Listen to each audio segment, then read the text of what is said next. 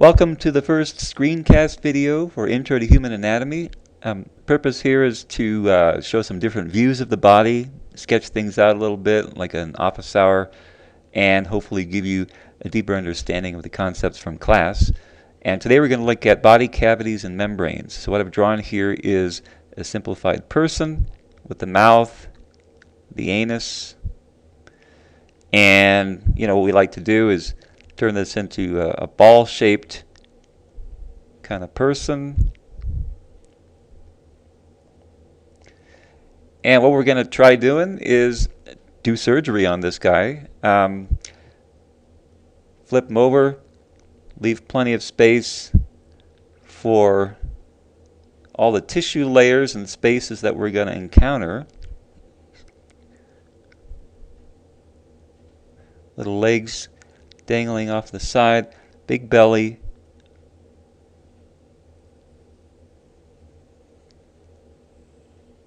All right, so we'll administer some anesthesia, put him to sleep, nice and comfy, and we will begin by cutting into the belly.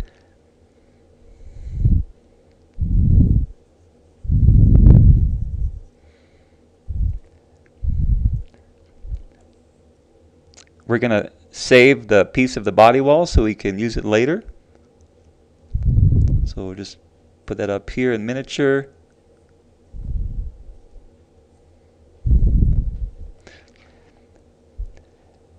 And if we do cut through the entire body wall, what we would see is something more or less like this. Take a big square chunk out.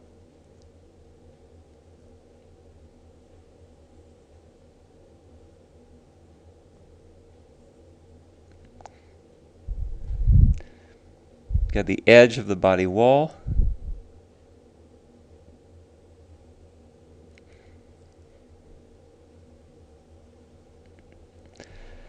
And inside you would see the digestive tract running across from the mouth to the anus.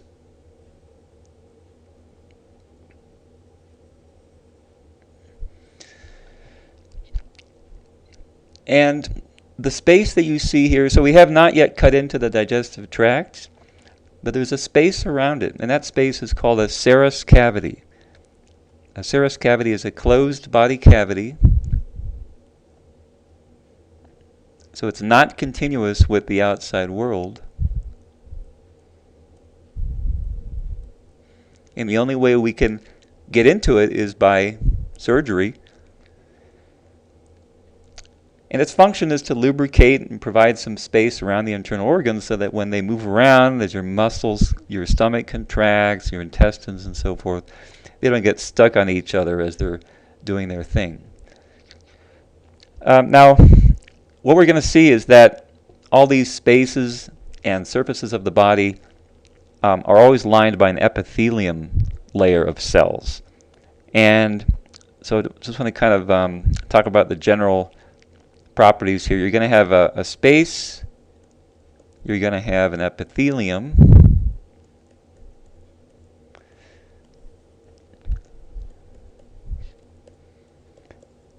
and epithelium needs to have connective tissue next to it to supply blood, nourishment, and so forth. So these two layers of cells form a functional unit called a membrane.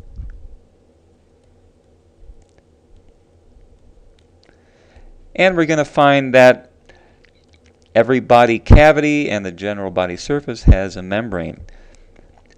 So we can start with the outermost membrane, which is the skin. If we zoom in on that, what we're going to build here is kind of a diagram of all the layers of the tissues going from the top to the bottom. The skin is a membrane, so it has two parts.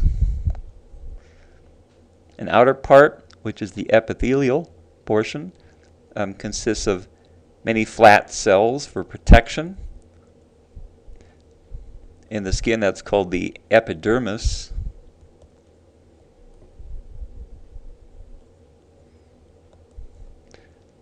Then the connective tissue part, which is called the dermis.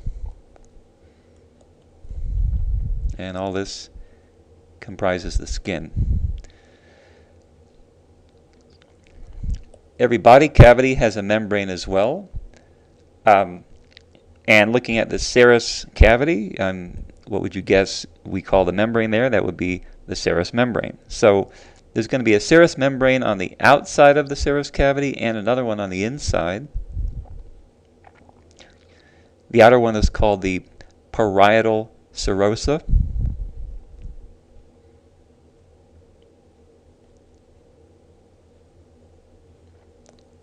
And that's a membrane. So it has, again, an epithelial part,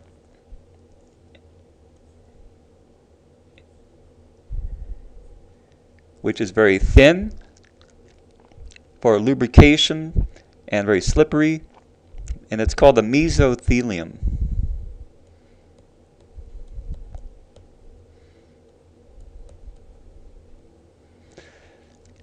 The other part is the connective tissue.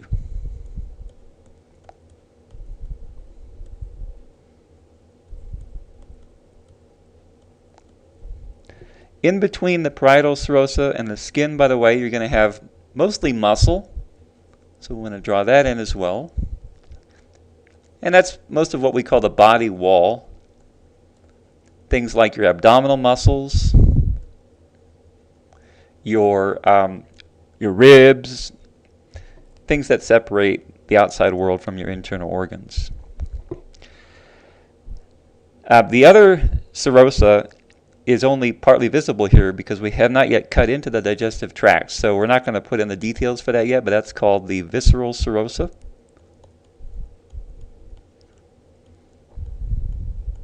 It's called that because it's right on the visceral organs, the internal organs. And we'll put a block of tissue layers for that. We'll get back to that later.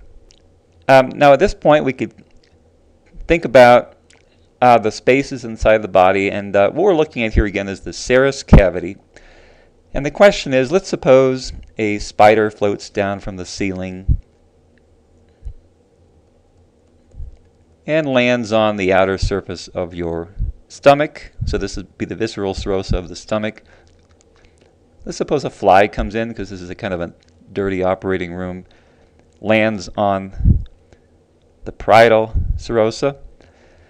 Can the spider get to the fly? Are these membranes continuous with one another, or what? And to address that, I just want to show you a quick analogy of a helpful way to think about the serous membranes. And this involves imagining that they consist of a balloon. You take your fist and punch it into that balloon,